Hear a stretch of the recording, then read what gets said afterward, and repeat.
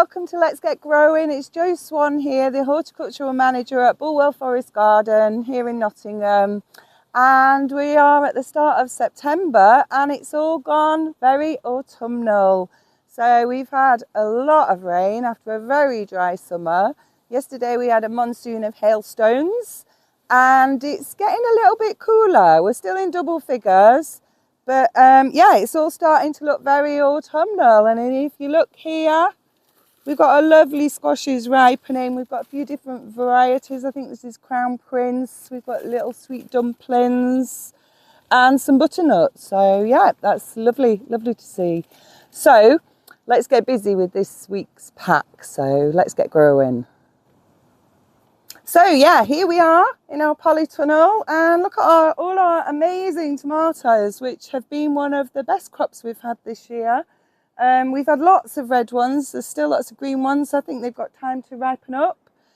So onto our pack. So this week it's really easy. We've got some nice hardy plants for you, so you don't need to worry too much about winter conditions with these. We've got a curly kale, an Angelica, and a Swiss chard.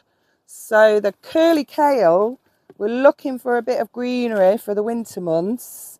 So what I'm going to do with all of these is put them into bigger pots and we can have a look. We'll turn it upside down to see if it, yeah, of course it does.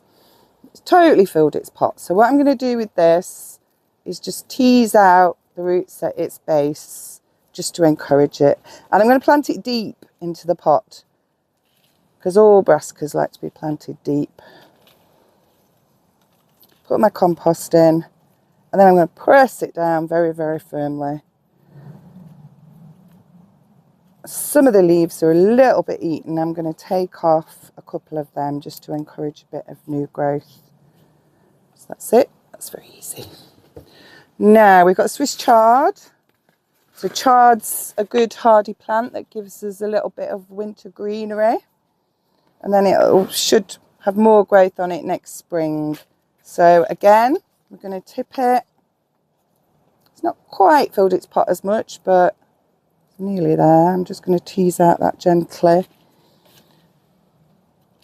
It's compost. I've got some peat-free compost. Put my plant in. Put the compost in around it.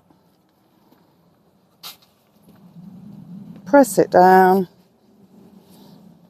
And then finally, we've got the Angelica. So Angelica is a biannual, which means its life lasts for 2 years. So it'll go from being a seed to producing its own seed in 2 years. So if we plant this now and look after it, it will flower and seed next year. So, and it's quite a big statuesque sort of plant. It's good for wildlife, good for hoverflies with an umbelliferous, like a flower like an umbrella that's really good for beneficial insects like hoverflies. So repotting, same principle. It's always the same. Having a look, yep, it's filled its pot. Tease it out gently. Compost in the base. Plant in the middle. Compost around it. Press it down. That's it. Dead easy. So I'll give these the water.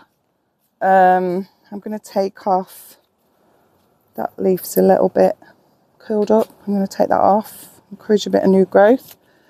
And I'll put them outside because they're fully hardy.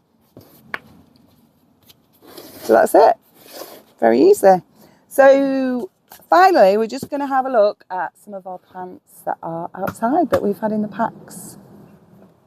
So we're just going to have a look at some of the plants that we had from previous packs. So here we've got an aubergine, which I don't really have much hope for outdoors because normally you have to grow aubergines in a tunnel. But anyway, we've got a couple of aubergines, but they're not perfect.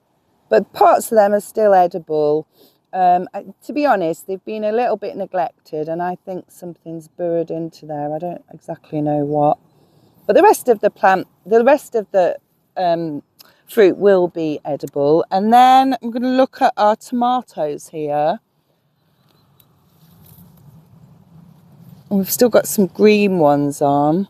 And again, these have been grown outdoors with very little attention. Now, let's have a look. So we've got, this is not brilliant, it's split here. And I think that should have been harvested sooner. It's a little bit overripe. And sometimes when they split, it's due to erratic watering. And we have had a very dry summer. And these pots haven't had a great deal of attention. So yeah, that's, hopefully you've looked after yours a bit better. And I would like to see if what success you've had. At the moment, we're really, really busy harvesting and sowing seeds. So if we look at our parsley plant from a previous pack, and we can see the seeds here are perfect. These ones, we're looking for the drier seeds, which are these ones here. They're like a darker colour, and when I rub my fingers like that, they come off. These ones aren't quite ready. See, I rub and nothing's coming off. So these are parsley seeds, and they're ideal now. We can just collect them and sow them, and parsley will probably be featuring in one of your packs soon. Okay, and that's it. Thanks very much for watching, and happy growing. Enjoy the autumn.